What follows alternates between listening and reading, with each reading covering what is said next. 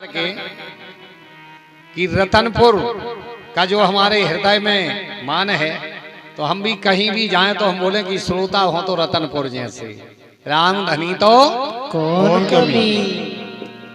बिल्कुल अशांत चित्त को विराम दें, मौन धारण करें, दुनिया की माया को छोड़ करके माधव की कथा में प्रवेश लें।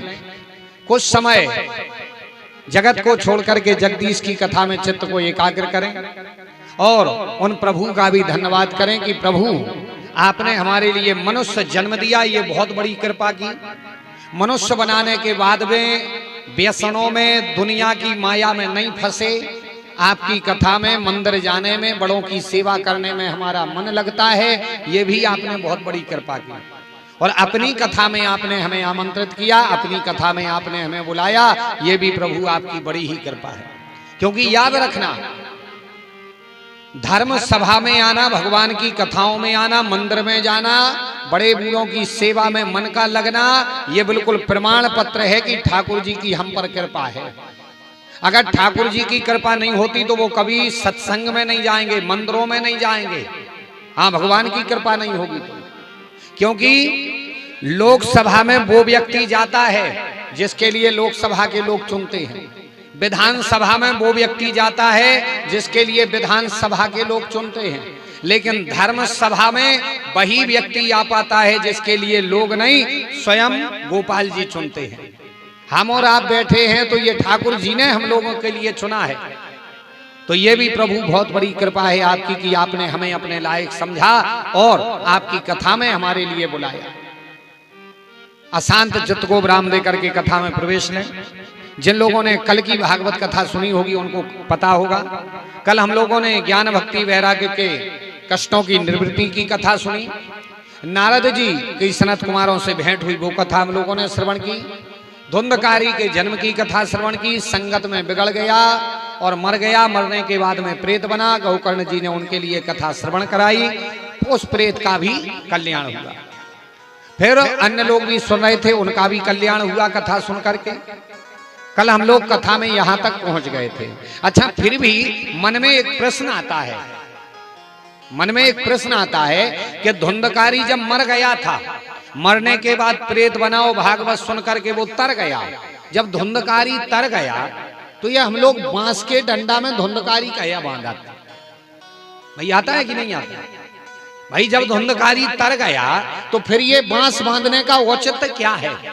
क्यों बांधते हैं? और अपन सब कहते धुंधकारी या बांधो, धुंधकारी या है। जबकि अपन भागवत में सुनते हैं कि धुंधकारी तर गया। जब तर गया तो बंधो कैसे? भाई नहीं, कई लोग प्रश्न उठाएंगे कि जो तो सब ऐसा ही आडम्बर ही आए।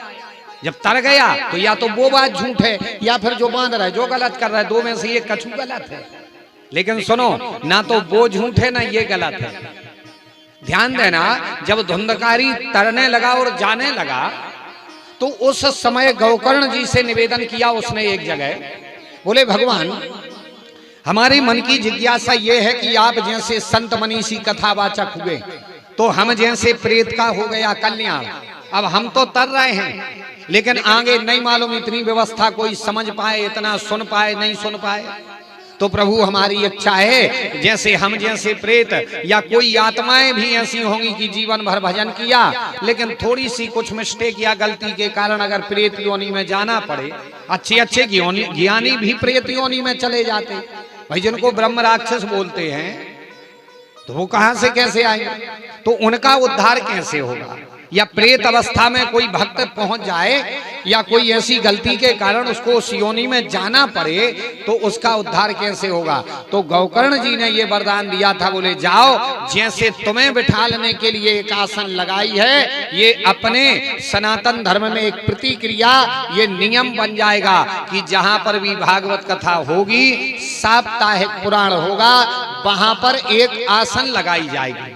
अगर उस नगर में, उस क्षेत्र में कोई भी ऐसी आत्मा 7 दिन के भीतर यत्र तत्र घूमते वहां से निकलेगी और अगर वो आत्मा ठाकुर जी की भक्त कभी रही है और वो धोखे से भी वहां पर आ जाएगी तो उसके लिए उसकी आसन मिल जाएगी, वो अपनी आसन पर बैठ करके कथा सुन लेगी।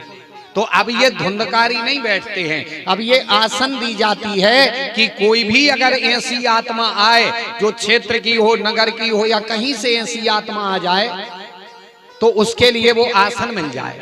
क्योंकि आज भी ऐसा नहीं है, कलयुग में भी हम लोग केवल जानते हैं कि अपनी कथाएं सुन रहे, जितनी दिखा रहे, जबकि वास्तविकता यह है कि कथा केवल हम और आप नहीं सुन रहे, कथा सुनने के लिए अनेक अनेक देवता भी आते हैं और कई ऐसे संत भी आते हैं कथा सुनने, जिनको शायद अपन इन आंखों से देख नहीं पाते। कब हो सकता है अपन बैठे हो 200-500 और कब वो ऐसे संत मनीषी कहो 1000 बैठे हो, जिनको हम अपनी आंखों से नहीं देख सकते, अदृश्य रूप से आते हैं। ऐसी भगवान के भक्त आत्माएं भी आती जाती रहती हैं। तो अगर उस नगर में, उस क्षेत्र में कोई भी अगर ऐसी आत्मा भटक रही हो और उस आत्मा के लिए उसकी आसन मिल जाएगी तो वो यथोचित बैठेगा और उसका भी कल्याण होगा। सो आज भी वो बांस में एक नारियल बांधा जाता है, बांधते कि नहीं? सब बांधते हैं। कल हम लोग कथा में यहां तक पहुंच गए थे, सूत जी महाराज शौनकादिक ऋषियों के लिए दिव्य कथा श्रवण करा रहे हैं और श्रीमद् भागवत महापुराण की कथा चल रही है। सूत जी महाराज शौनकादिक ऋषियों से के लिए कथा श्रवण कराते हैं तो सूत जी महाराज से शौनकादिक ऋषि कुछ पूछते हैं। बोले त्वया खलु पुराणानि सेतिहासानि चानघो आख्याप्यतान्यश्च धीतानि धर्म शास्त्राणि यान्यये।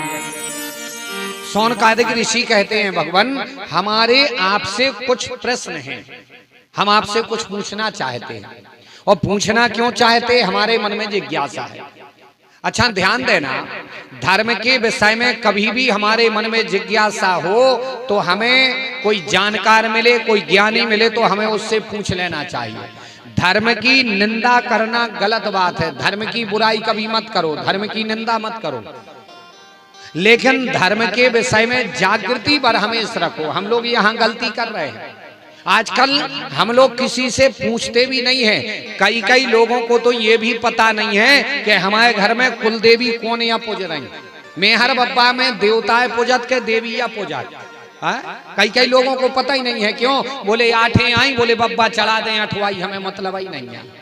बब्बा 8वाई चढ़ा दें, अब पैसा हमारे लाजे चाहे, संपत्ति हमारे पास आ जाए। हम पूछना नहीं चाहते, जबकि हमारे मन में अगर कोई प्रश्न आए तो हमें पूछ लेना चाहिए। धर्म की तर्क करना, धर्म की निंदा करना बहुत बुरी बात है, कभी भी धर्म की निंदा मत करो, लेकिन धर्म के विषय में जानकारी पूरी होनी चाहिए। अपन पढ़ो और पढ़ नहीं पा रहे, कभी कोई जानकार व्यक्ति मिले कि शायद इससे ये प्रश्न का उत्तर मिल जाएगा तो उससे वो बात निवेदनात्मक जरूर पूछ